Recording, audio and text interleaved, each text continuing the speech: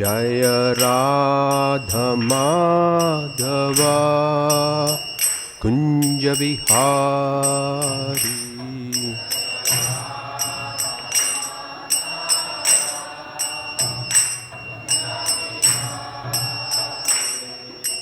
Gopijana Vallabha Girivaradhari.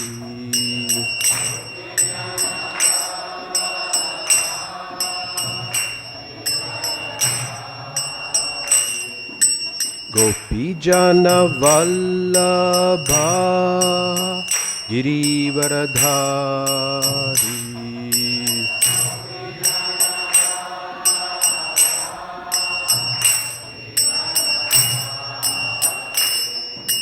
Yashodanandana Vrajajana Ranjana.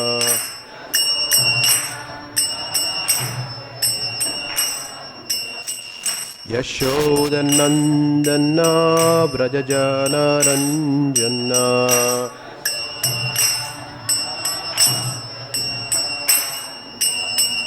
Yamuna Tira Vanachari.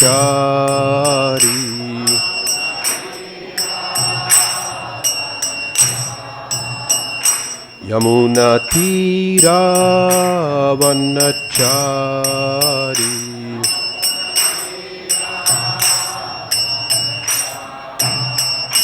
Jaya Radha Madhava Kunja Vihari.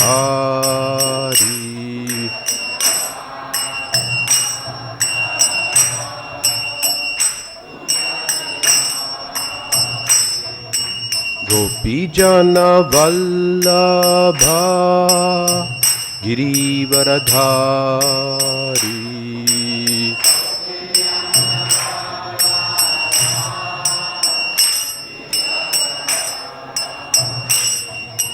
Yashodanandana Vrajajana Ranjana.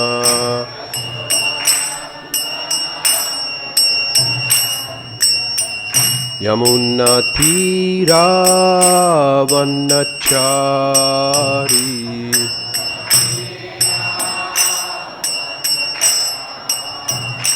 Jaya Radha Madhava Kunja Vihari.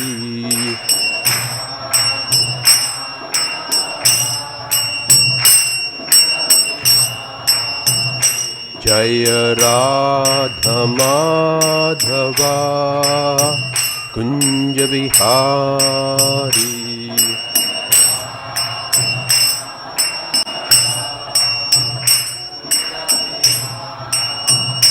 Jaya Radha Madhava Kunja Vihari.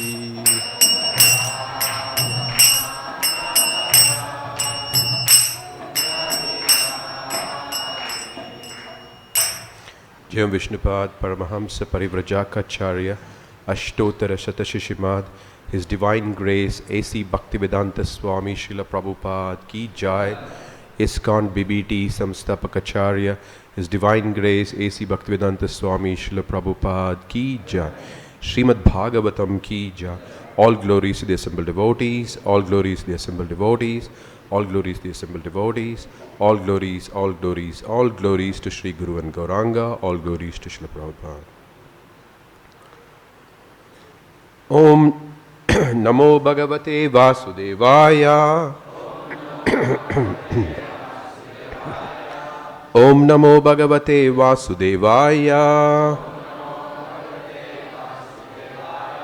Om Namo Bhagavate Vasudevaya.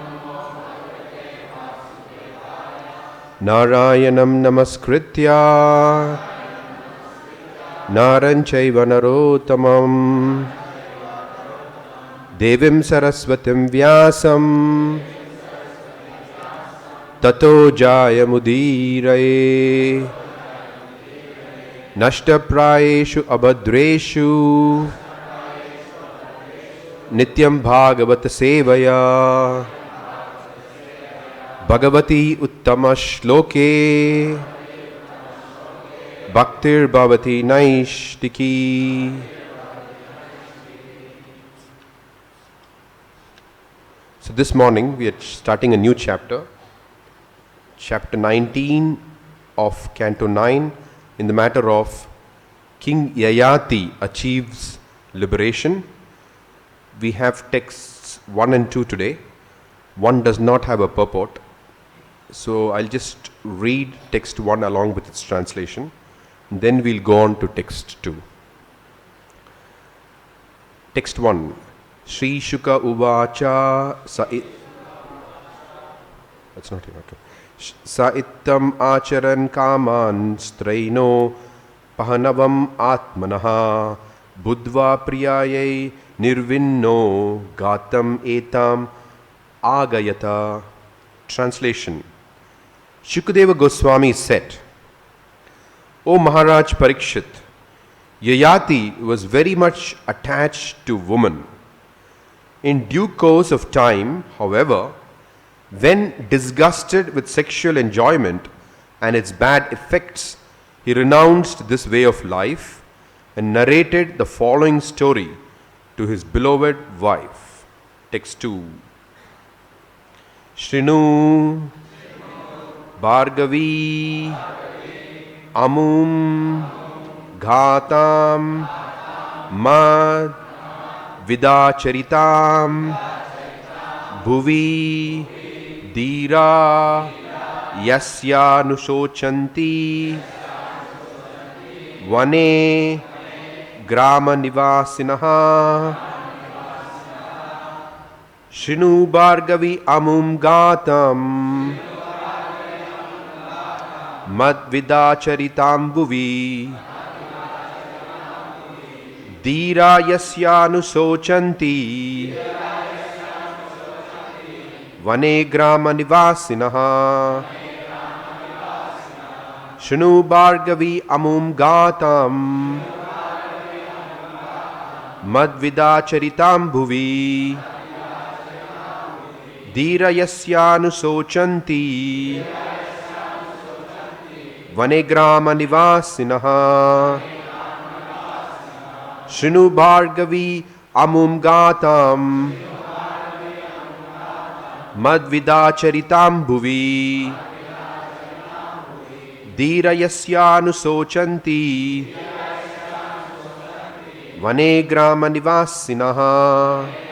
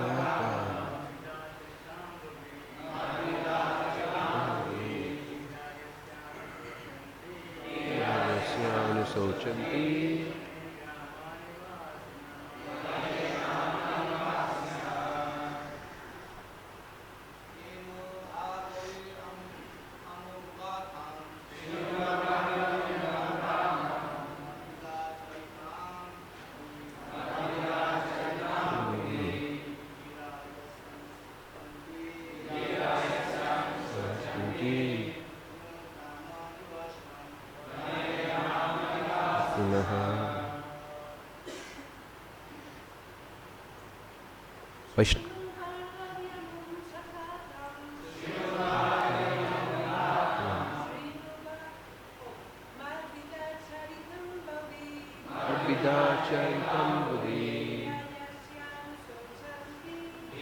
Yasyanusochanti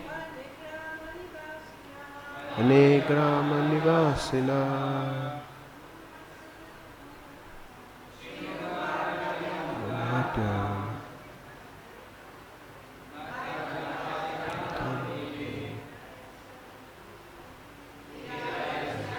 Sochanti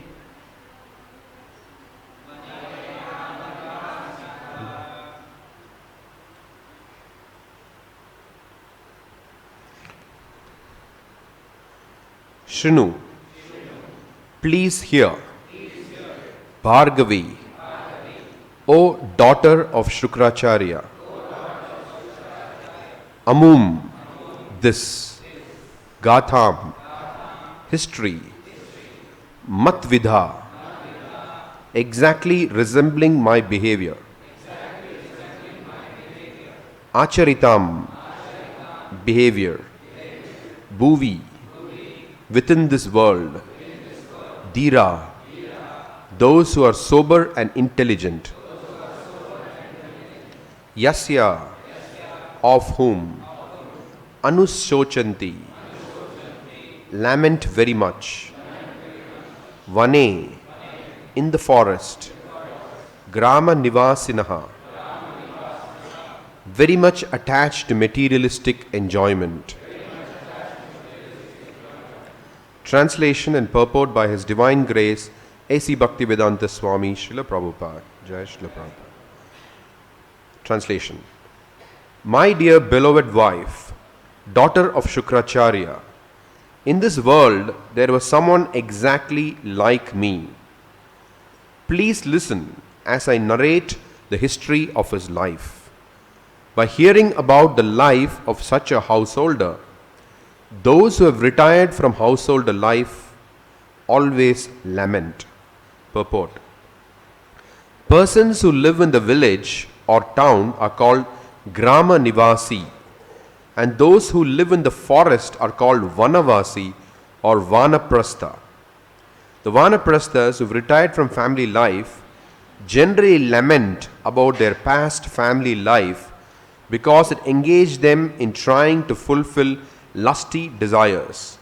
Prahlad Maharaj said that one should retire from family life as soon as possible, and he described family life as the darkest well. Hitvatmapatam grihamandakupam. If one continuously or permanently concentrates on living with his family, he should be understood to be killing himself. In the Vedic civilization, therefore, it is recommended that one retire from family life at the end of his 50th year and go to Vana, the forest. When he becomes expert or accustomed to forest life or retired life as a Vanaprastha, he should accept sannyas. Vanam gato yad dhirim ashrayeta. Sannyasa means accepting unalloyed engagement in the service of the Lord. Vedic civilization therefore recommends 4 different stages of life: brahmacharya, grihastha, vanaprastha and sannyasa.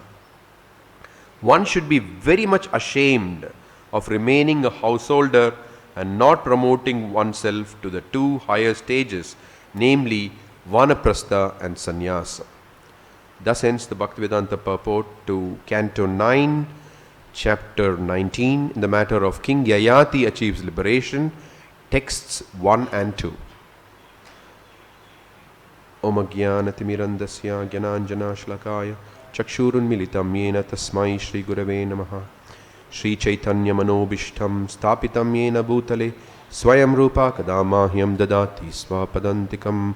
Vandeham Shri Guru Shri Yuta Kamalam Shri Gurun Vaishnavamscha Shri Rupam Sagrajatam Sagana Raghunatan Vitam Tam Sajivam Sadvaitam Savadutam Parijana Saitam Krishna Chaitanya Devam Shri Radha Krishna Padan Sagana Lalita Shri Vishakan Vitamscha Namo Om Vishnupadaya Krishna Preshtaya Bhutale Srimate Jayapataka Swaminiti Namine Nama Acharya Padaya Nitai Kripa Pradayine Gaurakata Dhamadaya Nagragramatarine Nama Om Vishnupadaya Krishna Preshtaya Bhutale Srimate Gopi Paranadana Dase Iti Namine Nama Om Vishnupadaya Krishna Preshtaya Bhutale Srimate Bhaktivedanta Swaminiti Namine Namaste Saraswate Deve Gauravani Pracharine Nirvishesha Shunyavadi Paschatya Deshatarine Vancha kalpattarubhyascha kripasindubhya evacha patitanam bhavanebhyo vaishnavebhyo namo namaha. Jai Shri Krishna Caitanya Prabhu Nityananda Shri Advaita Gadadhara Srivasadi Gauravakta Vrinda. Hare Krishna Krishna Krishna Hare Hare Hare Rama Rama Rama Hare Hare. Mukam karoti vachalam pangum langayate girim yatkripatamaham vande Shri Gurun Tarinam yatkripatamaham vande Paramananda Madhavam Shri Chaitanya Ishwaram Katanchana smrite yasmin dushkaram sukaram bhavet vismrite viparitam syat Shri Chaitanyam namamitam. So in this chapter and the earlier chapter,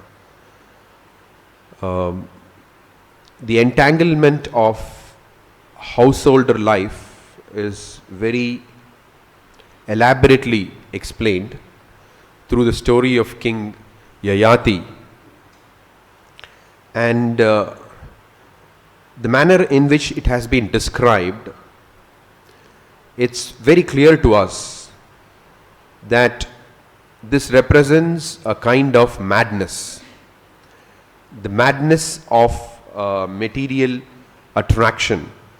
A little later in this chapter, in text 6, there is a particular expression that is used, Kama Graha Grasta, which means being haunted by the ghost of lusty desire. So this is the nature of this material world, that everyone in this material world is haunted by the ghost of lusty desire.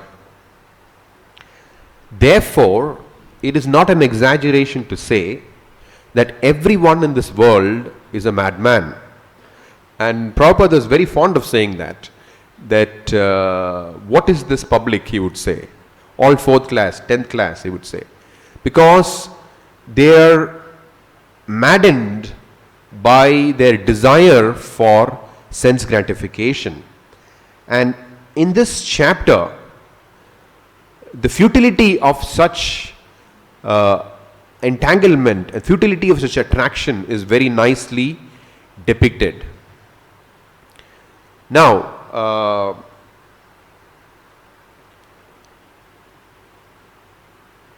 the whole idea of material civilization, the Bhagavatam explains, is based on attraction between man and woman. And from that, everything else expands. So economic development, all the different things that we are trying to achieve in this material world is centered around that one principle, that attraction for the opposite sex. And from that, everything else expands. So that is very strong. That influence, especially in modern civilization, is very, very strong. The madness is very strong, and sometimes it's frightening. So, Prabhupada explains, what did the followers of Rupa Goswami do? Now, in the Sadgoswami Ashtakam, the same word grasta was used, but it is referring to a different kind of madness. Premonmada vashadashesha dashaya grastau pramattau sada. And Prabhupada explains that premonmada, due to their love for Krishna, they are mad. Then he explains that tyaktva turnam ashesha mandalapati, due to that madness, whatever people in this world consider to be attractive, high birth, aristocratic, the association with aristocratic people, they rejected it as tyaktva turnam ashesha mandalapati shrenim sada tuchava. In fact, Bhagavatam says that yam maitunadi grahamedi sukam hi tucham, which means the pleasure of sex life is actually insignificant. And the Goswamis actually demonstrated it By their attraction for love for Krishna, they gave up the association of aristocracy as insignificant. All this, what they call the good life, that what the material world considers as the good life, they gave it up because of their madness for Krishna. And Krishna Prabhupada says, what is that madness? Gopi bhava rasamritabdi lahari. They were constantly thinking of serving Krishna in the mood of the gopis of Vrindavan. And what is the effect of that madness? Bhutva dina ganeshako karunaya. They just not only wanted to experience that madness, they were not only experiencing that madness, but they also wanted to distribute that madness. Bhutva dina ganeshako karunaya, out of their compassion, because they are experiencing something which nobody in this material world can ordinarily experience, and therefore they want, out of their mercy, they want to transmit that madness. Now we normally say, okay, there is Prabhupada, there is no one like Prabhupada. Why is there no one like Prabhupada? Because he spread Krishna consciousness around the world. But what does it actually mean that Prabhupada spread Krishna consciousness around the world? It means that there is a kind of madness which we are all familiar with in this material world. Prabhupada actually defeated that madness and replaced that madness with another kind of madness, the madness for Krishna. This is the meaning of spreading Krishna consciousness. It is not that he wrote some books and there is some concept, but he actually transmitted the madness of Krishna consciousness. And Prabhupada in one lecture, he actually explains this very nicely. This is brief excerpt, I'll just read out that excerpt. And it's a very hilarious lecture, especially this part where Prabhupada speaks about this. He says, one who has chanted Hare Krishna, he cannot give it up. Cannot give it up. He has to come again, this life or next life. Krishna will not leave him. One surrender sincerely, Krishna, I am yours. Krishna will never leave him. He will protect you. But if he had become little stronger, then there's no question of falling down. Vasi kriyate means hypnotized. It is so nice that one becomes hypnotized. Otherwise, why the boys are working so hard? They are laughter. They're all qualified. They can earn money outside. In your country, sufficient money is paid for work, but they're hypnotized here. Laughter. So Krishna is so nice. Yes, he is the all attractive. He hypnotizes his devotee in spite of, just like the Pandavas. The Pandavas, they were Krishna's friend, Arjuna's friend. All the brothers. Arjuna was very intimate friend. But other brothers, 4 brothers, they were also Krishna's friend. And Kunti, the Pandava's mother, she happened to be the aunt of Krishna. So they were established in relationship with Krishna. But as a result, they were banished for 12 years. They lost the game. So they were banished. They lost the game, so they were banished. And their wife, Draupadi, was insulted. They could not insult her, but they tried to insult her. They tried to make her naked in the assembly. And they lost their kingdom.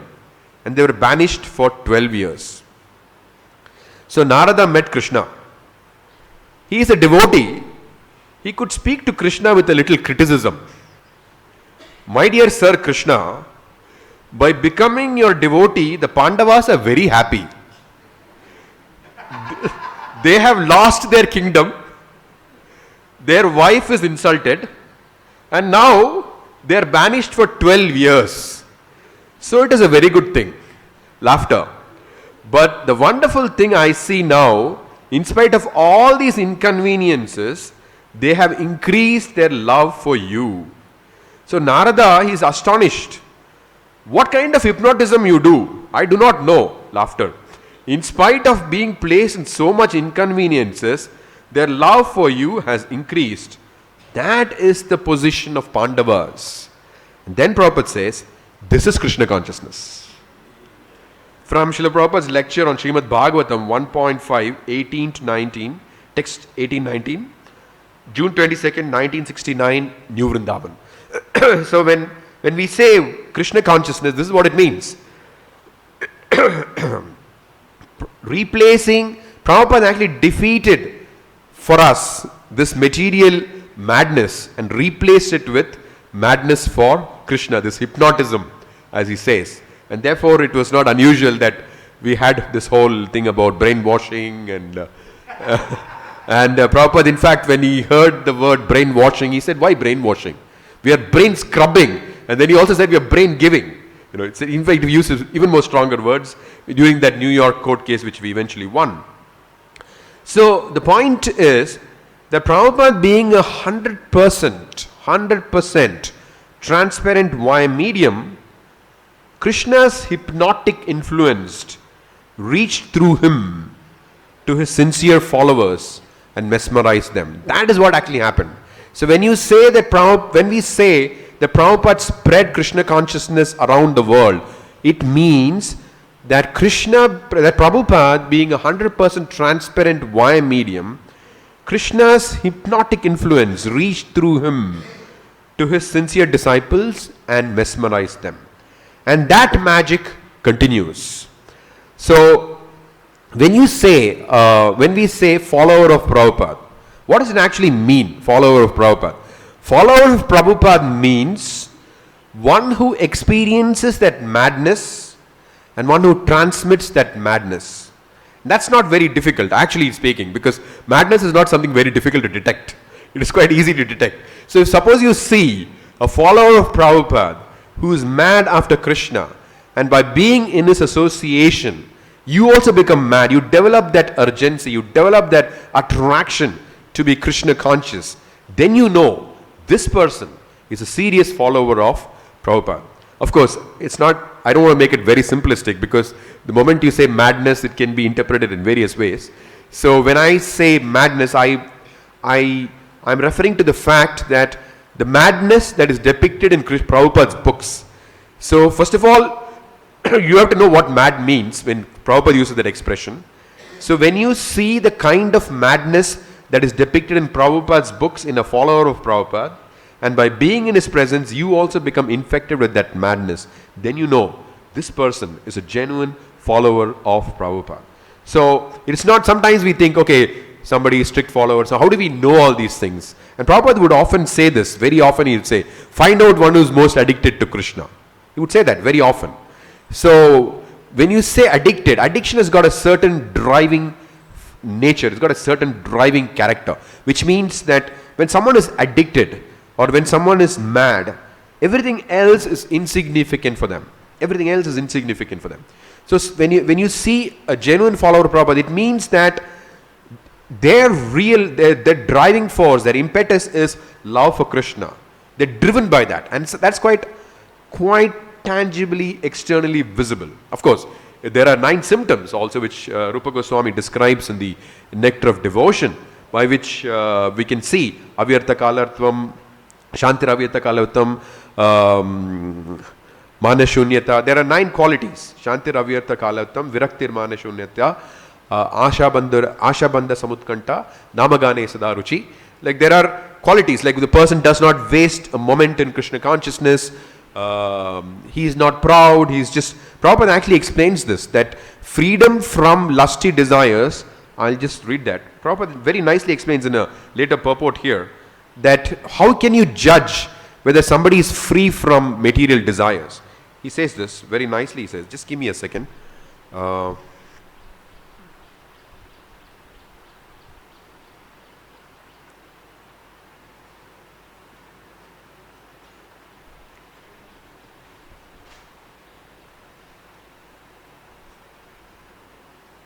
Okay, this is in a later purport. I think it's in text 15 of this chapter, 15 or 16. As explained by Srila Vishwanath Chakravarti Thakur, when one is not envious of his enemy, does not expect honor from anyone, but instead desires all well-being even from his enemy, he is understood for his enemy. He is understood to be a Paramahamsa, one who has fully subdued the lusty desires for sense gratification. So there is some criteria like this also. You can see very clearly, he says, that one does not expect any honor from anyone. So you see, sometimes I saw one very advanced devotee. We were having prasadam, and somehow he happened to walk in late to that prasadam gathering, and prasadam was finished. Prasadam was finished. We were wondering, oh my God, he's such a exalted senior devotee, and he's come here, and we are not able to offer him prasadam. Okay. But when that happened, the devotee, because of his exalted nature, he just took it, oh, it's okay. It's Krishna's will. That's all. Not that he said, oh, I'm a senior devotee. Where's prasadam? So you could see that from this thing that, oh, he's not worried about the honor of being a senior devotee. Where's prasadam for me? He's indifferent to that kind of viraktir mane shunya. This is a symptom that he's not interested in his honor. Prabhupada explained, he's not interested in honor from anyone. And he's not even envious of his enemies. He's not even envious of his enemies. Like Prabhupada, during his preaching, this is very tangibly visible, that even though somebody may argue with him, Prabhupada somehow they try to make him a devotee. Prabhupada would not take any offense to somebody who would speak strong words and things like that. That's the difference between Prabhupada and us. When we go out to preach, we have to be very careful that when somebody challenges us, it's not that our ego should get hurt and we should try to just defeat the person. Prabhupada's motive at every given point in time in his life, you can see it very clearly. When he's arguing with a reporter, finally the point is, he's trying to make them Krishna conscious. Once Ravindra Swarup Prabhu was saying that in Philadelphia, once when Prabhupada arrived in Philadelphia, they had the reporters did a whole interview and things like that. But even after the interview officially finished, Prabhupada is continuing to preach. This happened in so many places. It was somehow they're trying to make them Krishna conscious. So Prabhupada is driven by that compassion, that the Goswamis, that Karunaya. He wanted to do genuine good for the welfare of this world. Therefore, he was, because of being a 100% transparent Maya medium, he was able to transmit that madness. And there is no other way, actually speaking, because if you look at it, this process of overcoming material attraction, it takes lifetimes after lifetimes after lifetimes after lifetimes. Lord Chaitanya Mahaprabhu is the one who actually simplified it for us. That's why it's called Mahavadanyaya. He freely distributed it, the madness for Krishna. In fact, I remember during the initial days that I took to Krishna consciousness, there is one magazine which said, when Krishna cries for himself. It's about Lord Chaitanya Mahaprabhu.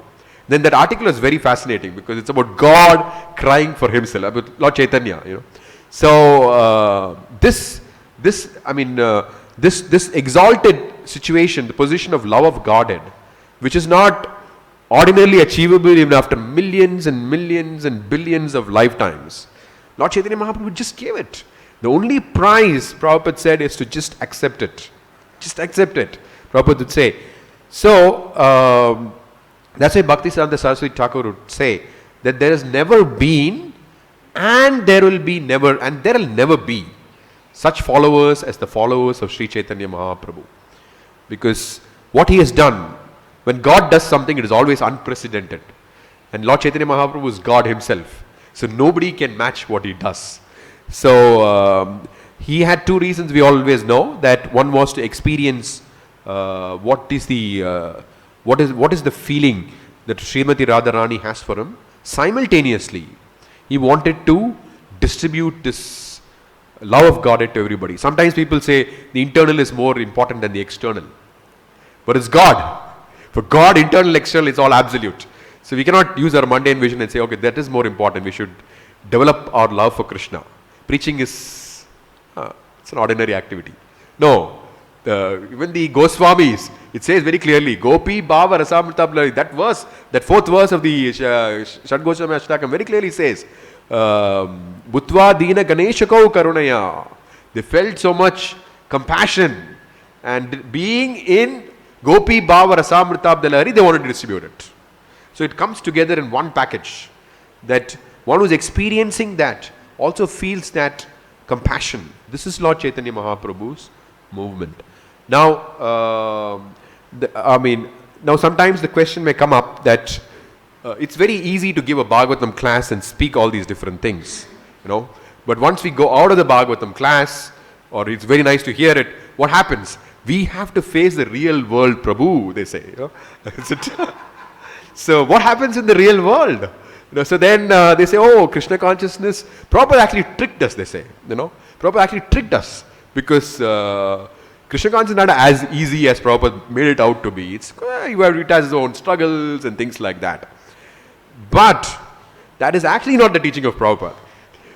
There's one letter which Prabhupada writes, very nice, very strong letter.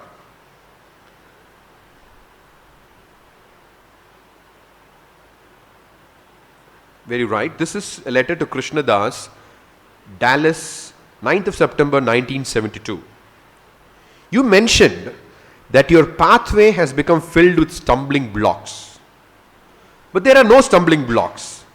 I can kick out all those stumbling blocks immediately, provided you accept my guidance. With one stroke of my kick, I can kick out all stumbling blocks. So Prabhupada is saying there are no obstacles. Now, if you contrast this, there is also an incident where Prabhupada, once he was with a reporter when he received a letter from one of his disciples. And there the disciple had explained how he was struggling to follow Krishna consciousness nicely, but he had expressed his determination that he will never give up. And Prabhupada, reading the letter, he actually began to cry with tears streaming down his cheeks. And he told this reporter, look at my disciples. How sincere they are. They will never give up. So, if you contrast these two things, there are no obstacles. At the same time, you have a devotee who's writing to Prabhupada. How do we reconcile these two things? First of all, a struggling follower of Prabhupada is an oxymoron. There's nothing called a struggling follower of Prabhupada. A follower of Prabhupada never struggles. So when you say, so what is the meaning of that letter? Why was Prabhupada so moved by that letter? Because the attitude in this thing was not that, oh, Krishna consciousness, no difficult process. That was not the attitude that was expressed in that letter. Rather, the attitude that was expressed was, Prabhupada, you're kind. Lord Chaitanya is so kind. The whole mood was, there is so much kindness that has been bestowed upon me. Yet I am not able to accept that kindness, accept that process as it should be accepted. It was that regret which was being expressed. It was not a struggle that was being expressed. Oh, Krishna consciousness is so difficult. Prabhupada, you said the Krishna consciousness is so nice. Anandam Buddhi Vardhanam. You said all these kind of things, but what is reality? That is not the mood in which he wrote the letter. He wrote the letter in the mood of, you have actually given it to us. I am so unfortunate. So Lord Chaitanya Mahaprabhu also says, Christ, right? I am so unfortunate that I am not able to receive it. I am not able to catch hold of that mercy. So that is the mood of a follower of Prabhupada. That it is not that, okay, in real life Krishna consciousness is difficult. In Prabhupada's books, it is very nice. Or when we hear a class, it's very nice. No. Moment to moment, it's the same as it is mentioned in his books. It's the same thing. Just that we have different misconceptions. Like Prabhupada is saying, there are no stumbling blocks. With one stroke of my kick, I can kick out all those stumbling blocks. He very clearly says it. Which means that if we take shelter of Prabhupada, then there are no stumbling blocks. How do we take shelter of Prabhupada? And the primary and the indispensable manner of taking shelter of Prabhupada is to take shelter of his books. And Prabhupada, in fact, Krishnadas Kaviraj Goswami and Krishnadas Kaviraj Goswami in the Chaitanya Charitamrita, he quotes the Anarpita Charim Chirat verse thrice. And Anarpita Charim Chirat Karunayavatirna Kalo Samarpayutam Unnata Ujjvala Rasa Swagatik Shriya Hari Purata Duti Karamba Sandipita Sada Hriday Kandare Suratuva Sachinandanaha, where Lord Chaitanya Mahaprabhu has descended in this world to bestow what nobody has ever bestowed. The mellows of the love of the gopis for Krishna. And may that resplendent Lord Chaitanya Mahaprabhu be always situated in the core of your heart. That is what Krishnadas Kaviraj Goswami writes 3 times in the Chaitanya Charitamrita. Thrice he quotes this verse. And then Prabhupada, in one purport to that, he writes a very important thing. He says that Rupa Goswami said, Vo yushmakam hridaya rupa guhayam sachinandano haripakshe simha spuratu. May Sri Chaitanya Mahaprabhu, who is exactly like a lion that kills all the elephants of desire, be awakened within everyone's heart. For by his merciful blessings, one can understand the transcendental pastimes of Krishna. So, there is the same verse, there is this analogy of the Lord Chaitanya being seated in the heart as a lion. And a lion, even though an elephant is very big animal, much bigger compared to a lion, but the lion has the capacity to kill an elephant. And Krishnadas Kaviraj Goswami also himself, he actually, there are two verses in the Adi Leela where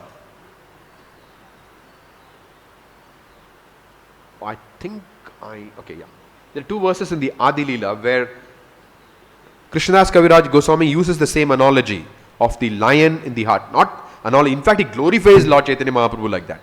He says that Chaitanya, this is text 30 of chapter 3 of Chaitanya Charitamrita Adi Leela. Chaitanya Simhera Navadvipa Avatara Simha Griva Simha Virya Simhera Hunkara. Thus, the lion-like Lord Chaitanya has appeared in Navadvip. He has the shoulders of a lion, the powers of a lion, and the loud voice of a lion. Then he says, Simha Vasuk Jivera Hridaya Kandare. Same thing. Lord Chaitanya Rupa Goswami's description. Sada Hridaya Kandare. So here also the same expression is used. Hridaya Kandare. Kalmasha Dvirada Nasha Yanhara Hunkare. May that lion be situated in the core of the heart of every living being. Thus, with his resounding roar, may he drive away one's elephantine vices. I'll read that again. May that lion be situated in the core of the heart of every living being. Thus, with his resounding roar, may he drive away one's elephantine vices. And Prabhupada in lecture, he summarizes this. He says, this is Rupa Goswami's blessings, that within your heart, let Sachinandan be seated. Sada Hridaya Kandare Swaratuva Sachinandana. Then everything will be adjusted. So what does it mean that Lord Chaitanya being situated in our heart? If we want Lord Chaitanya to be situated in our heart, if we want Lord Chaitanya Mahaprabhu to roar from our hearts so that all the attraction of material life will vanish, there is one way and there is no other way actually, which is to read Prabhupada's books every day. Then it is assured that Lord Chaitanya Mahaprabhu will roar from your heart every day and drive away the elephantine vices. Of course, somebody may say that, okay, our process is, the Yuga Dharma is the chanting of the Hare Krishna mantra. Why are you saying that there is no other way? This is the way. The point is, when you say chanting the holy names of Krishna, when we say this, it means chanting offenselessly. That Prabhupada very clearly says it. It's not that chanting the Hare Krishna mantra will automatically give you love of God. Chanting the Hare Krishna Maha Mantra offenselessly. And to chant offenselessly, you cannot do it in contradiction to Shruti and Smriti. You have to follow the injunctions of Shruti and Smriti. And for example, you have to know that the demigods like Lord Brahma and Lord Shiva are not equal to or independent of Krishna. This is knowledge. You need to know these things very clearly. So, without reading Prabhupada's books, if you just chant Hare Krishna, it's not that you're going back to God. We don't know what's going to happen. You may not go. Because you may be chanting with offenses. But when you read, you know this is Krishna consciousness. And you chant with the proper mood.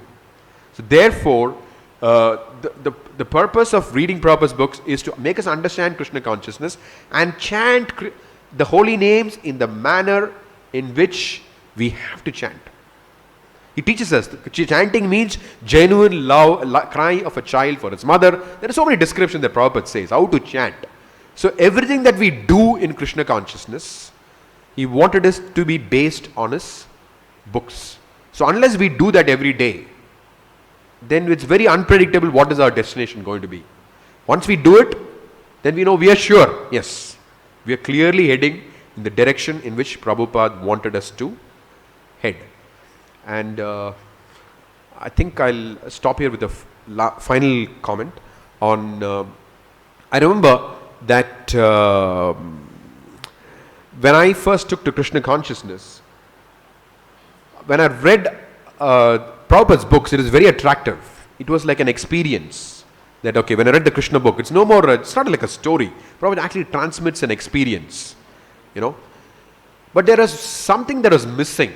Missing was, okay, I was thinking that when I read the Krishna book, it's like I'm there in Vrindavan, okay. And Prabhupada gives that, instills that experience. He does not just, it's not just a story. But when you read Krishna books, it is the experience of life in Vrindavan. It's tangible, even though you want it, don't want it, it happens, finished. So, and then I was thinking that, okay, but when I go to the university, life is slightly different there. How do I correlate with all these different things? Then the most interesting thing happened, which I happened to read Prabhupada's biography.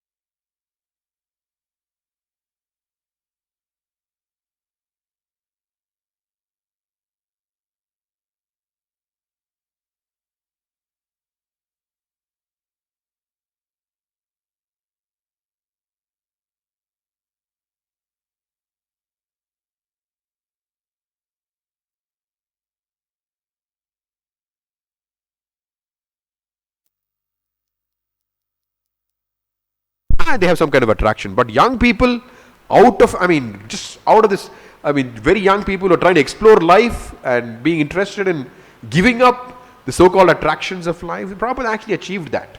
That is Prabhupada's miracle, that he actually injected that madness for Krishna into everyone's heart.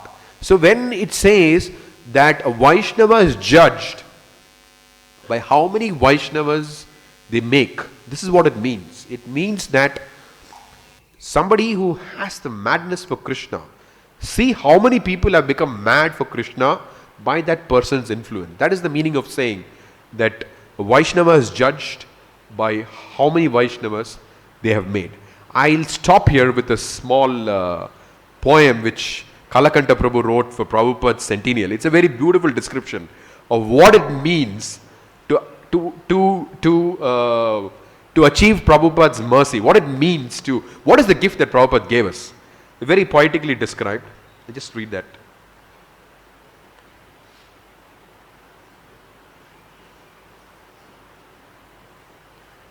He says, I could have been a PhD had I but stayed in school, piled up a couple million, built a fancy house and pool. I could have written novels, legislated laws, rules, or been a famous music star. I could have been just cool. Instead, I laid my youthful years like flowers at your feet. Malpuas cost my interest, and samosas my defeat. My dad said, son, you are brainwashed. My friend said, you are a fool. My blunders as a Vaishnava were many, triumphs few. Reflecting on my bygone youth, as one my age is prone, this is the point to Prabhupada, I wouldn't trade your glance for gold, your words for precious stones. So this is the value of Prabhupada's mercy. You cannot compare it to gold, you cannot compare it to precious stones. That is, it is something which is very hard to describe. The great fortune that He has bestowed upon all of us. In fact, when I was in the university, Ravindra Sura Prabhu wrote an article. During those days, there is a book called Endless Love, which is written by Ravindra Sura Prabhu, which was very popular among youth preaching leaders. They would promote this book. So there's an article called Immortal Longings, where Ravindra Sura Prabhu actually clinically destroys this whole concept of sex and sexual love. Very clinically destroys it. And during those days, it's about an 8-page article. I knew it by rote. Most of us knew it. We just could rattle that article in the question of 10 minutes. We could just say it. Even today, I think I can rattle 1 or 2 paragraphs from that without saying. So, that whole prospect of how do you dismantle that whole prospect? He very nicely explains how Krishna consciousness is the one which dismantles the whole process. Because otherwise, if you see, material world is a place of death. It's hopeless. It's completely hopeless. In fact, he writes very nicely. He says, death is an illusion that we have imposed upon ourselves due to our desire to enjoy in this world. We don't have to die, but it's an illusion that we have imposed ourselves due to our desire to enjoy in this world. Then he says, sex is the essence of that desire. Sex, therefore, is death, he says. That was like the line for us. In fact, during those days in the 90s, ISKCON of Philadelphia used to have this t-shirt called Sex is Death.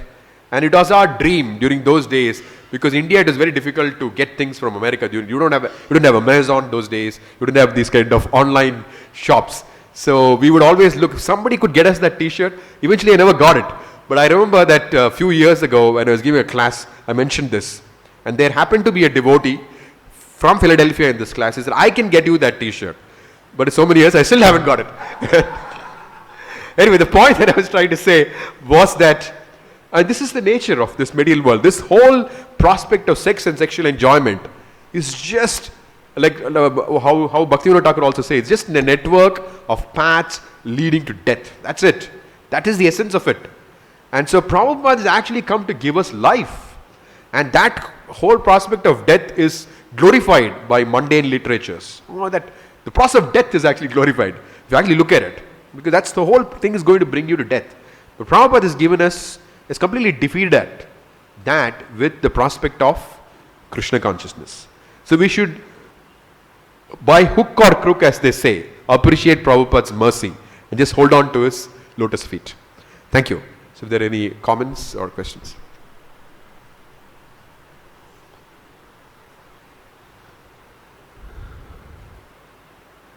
Srimad Bhagavatam ki, you have a question?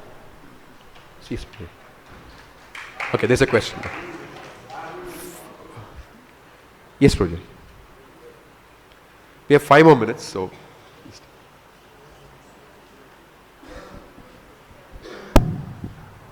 You're saying how the material life is bad. It's impossible. It just leads to death. Yeah. But we've also seen that spiritual life also seems like mission impossible. Over the years we see thousands of people take up Krishna consciousness, get started. They get to the point where they can chant 16 rounds, follow 4 regulated principles, get initiated into this mission, and then as the years go by, they find it. We have so many casualties. There's so many people that seem like they've tried really hard, but how we're able to keep on the path. So how does how do you become encouraged? And it seems like it's whether you give up on spiritual life and then you just have hopelessness, but then people who try to apply spiritual life and become Krishna conscious, they're also caught up in it's a very good question. In fact, that question keeps coming up every now and then. The answer lies in Prabhupada's own teachings.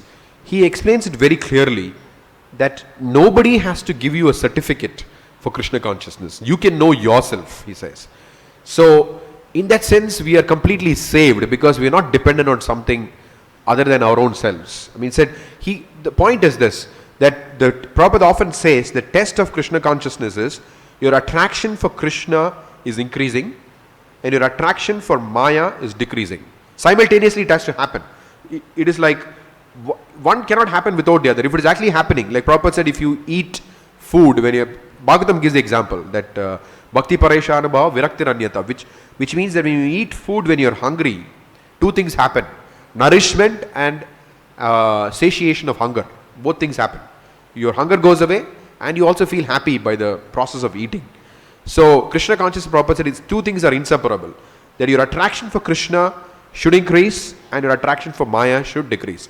When these two things are simultaneously happening, then we know that we are progressing.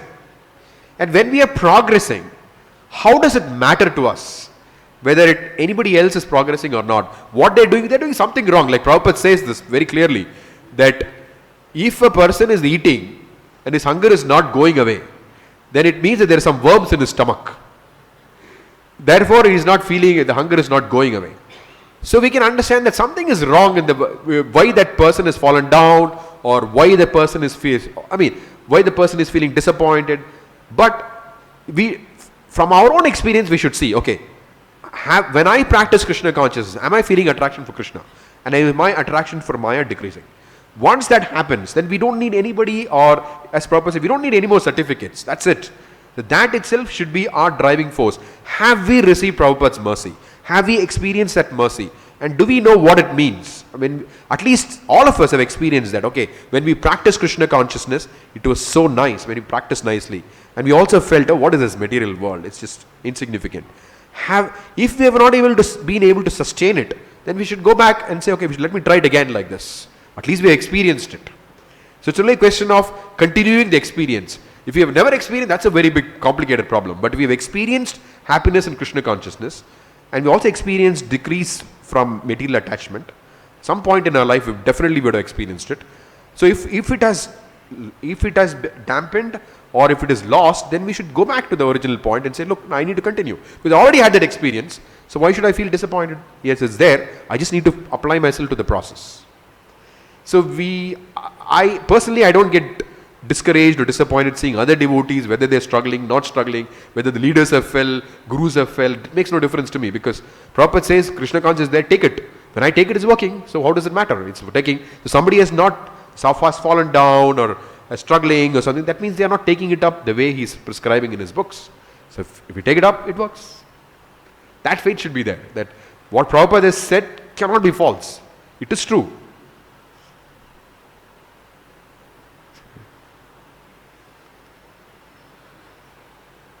Okay, so it's 9 o'clock. Srimad Bhagavatam ki jai, Srila Prabhupada ki jai.